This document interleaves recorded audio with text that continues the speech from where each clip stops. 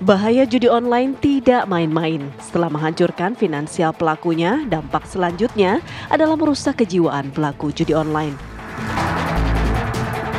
Hal ini terbukti dengan meningkatnya kasus gangguan kejiwaan akibat kecanduan judi online.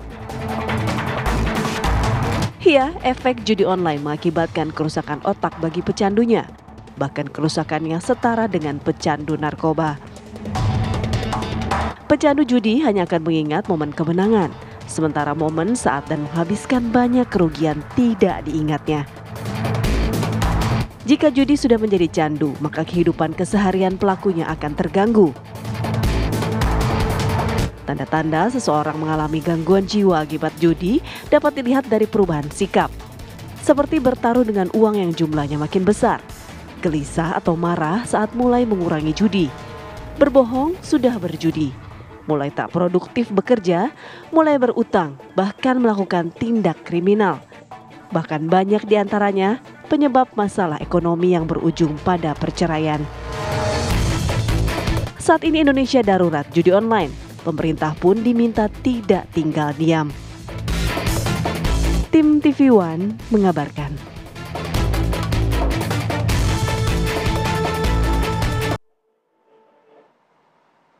Ya, jadi judi online ini nggak main-main karena juga selain menyebabkan atau dampak negatif terhadap finansial keluarga, kemudian juga ternyata di salah satu rumah sakit, sebut saja RSCM, ternyata yang pasien adiksi judi online ini yang dirawat jalan ini 100 orang. Dan dirawat inap ini 100 orang dan dirawat jalan ini 2 kali lipatnya. Jadi bisa dibayangkan dalam satu rumah sakit seperti itu, bagaimana dengan rumah sakit lainnya dan bagaimana kondisinya, apa yang bisa di treatment oleh mungkin para ahli kepada para adiksi judi. Betul. Kita akan bahas mengenai hal ini dengan narasumber yang sudah hadir di studio. Sudah ada Dr. Waski Tarwan, psikiater, dan juga Ibu Hanifah Hasna selaku kriminolog. Selamat pagi, assalamualaikum Bapak Ibu. Selamat pagi. Pagi hari ini kita menyoroti mengenai judi online. Jadi memang selain juga dampaknya ternyata cukup banyak begitu ya, finansial keluarga, perceraian, bunuh diri, kriminal. Ternyata juga banyak yang harus rawat jalan, rawat inap juga terkait adiksi ini. Dari Dokter Waskita sendiri, sejauh ini sudah pernahkah menangani pasien-pasien judi online dan indikasinya seperti apa sih Dok sebenarnya? Terlihat nggak sih memang ini sudah termasuk yang akut, treatmentnya seperti apa dan lain sebagainya? Oke, jadi pasien-pasien adiksi atau gangguan judi online ini biasanya mereka sudah mulai datang ke kita kalau kondisinya sudah lebih parah lah ya. Jadi mereka biasanya kan awalnya memang di judi online ini kan biasanya mulai dengan hal-hal yang mudah permainannya. Terus biasanya si desainer judi online juga pinter, dibikin menang dulu nih biasanya. Algoritmanya menang dulu. Beberapa kali menang, nanti setelah itu baru dia terjerat tuh, mulai kalah. Dan orang kalau kalah kan menjadi makin penasaran. Pasti satu saat saya akan menang. Nah ini yang kadang-kadang obsesi ini yang muncul di orang dan kebetulan dia mempunyai satu gangguan obsesi untuk melakukan itu, walaupun tidak semua orang seperti itu, tapi ada yang bisa memilih kapan saya harus berhenti dan tidak melanjutkan lagi. Tapi ada orang-orang tertentu yang nggak bisa, ini harus dilakukan terus, jadi lama-lama menjadi gangguan. Mereka itu dikatakan gambling disorder dan pathological gambling begitu? Betul. Itu apa maknanya dan perbedaannya seperti apa mereka bisa dikatakan seperti itu? Oke, biasanya yang kita sebut sebagai sudah patologis ya, sebagai judi patologis itu bahwa orang itu pertama dia sekali main tapi terus berkelanjutan terus tidak bisa menghentikan. Dan dia akan terus main lama-lama itu menjadi patologis. Kedua, tidak bisa mengakui dirinya kalau dirinya sakit nih. Mulai kecanduan kan, dia nggak tahu dia merasakan kayaknya asik terus nih, saya bisa menang ya. Dan itu yang jadi problem di kita semua. Dan biasanya mereka jarang mau berobat.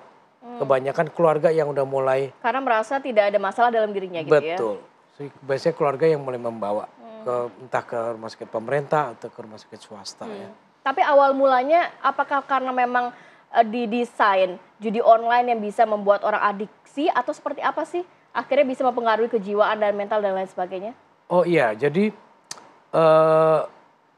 memang didesain oleh si desainer gamenya atau judi online-nya memang dia dibikin menarik kan. Atraktif Jadi ya. orang atraktif.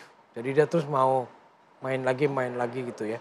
Tapi pada dasarnya si manusianya juga udah sakit. Jadi dia udah punya obsesi tertentu yang kadang-kadang menjadi keluarnya negatif. Memang sudah ada bakat patologisnya. Iya. Jadi Kalau Mbak Iva sejauh ini pernah tidak menangani hal-hal seperti ini juga, dan seperti apa sih pola tingkah laku mereka dan juga bagaimana mereka, kan kalau tadi dari dokter bilang ada juga yang tidak menyadari kalau itu merupakan suatu kesalahan atau suatu disorder gitu kan. Ya banyak sekali, dan justru sekarang itu yang mengkhawatirkan sudah menjangkau ke anak-anak gitu ya. Iya. Jadi anak-anak itu kan biasanya masuknya dari games. Gamesnya itu hanya membuka box yang dapat hadiah gitu ya. Awalnya kan mereka dapat hadiah. Nanti ketika dia kepengen hadiah itu lebih banyak lagi, dia harus membayar. Nah ketika harus membayar kan mereka tidak punya uang. Awalnya dia mungkin menggunakan uang jajannya, tapi lama-lama kan dia mencuri gitu ya. Ini yang semakin berbahaya gitu ya. Lalu yang menjadi tidak baik lagi adalah kondisi mental yang tidak baik tadi itu membuat anak-anak itu menjadi agresif gitu. Yang satu agresif, ketika di sekolah dia bisa melakukan bullying ke teman-temannya. Atau dia justru menyerang orang tuanya. Karena dikasih tahu aja udah susah gitu ya. Gangguan tidur, terus secara prestasi sekolah menurun, dan dia menjadi pribadi yang sangat-sangat antisosial karena teman-temannya juga sudah menjauhi dia.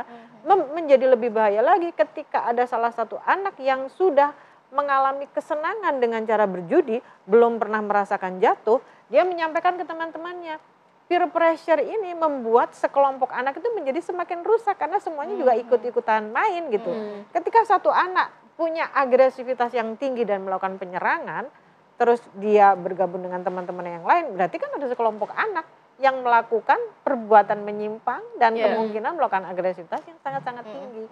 Dan ini sangat berbahaya sekali. Biasanya faktor-faktor apa saja yang juga memicu para pelaku judi online ini akhirnya berujung ke kriminal, baik pencuri, kemudian bahkan ujung-ujungnya ada yang bunuh diri dan lain sebagainya. Ketika mereka sudah tidak bisa menyelesaikan permasalahan ini, karena kan ketika dia sudah terjerat judi online, kebutuhan akan kepemilikan uang untuk dipakai itu kan besar sekali. Awalnya mungkin dia menggunakan uang yang ada di rumah, uang buat keluarga. Ketika Uangnya dia habis menggunakan gitu ya. uang habis aja, terus ada konflik dengan istri kan jadi KDRT gitu ya.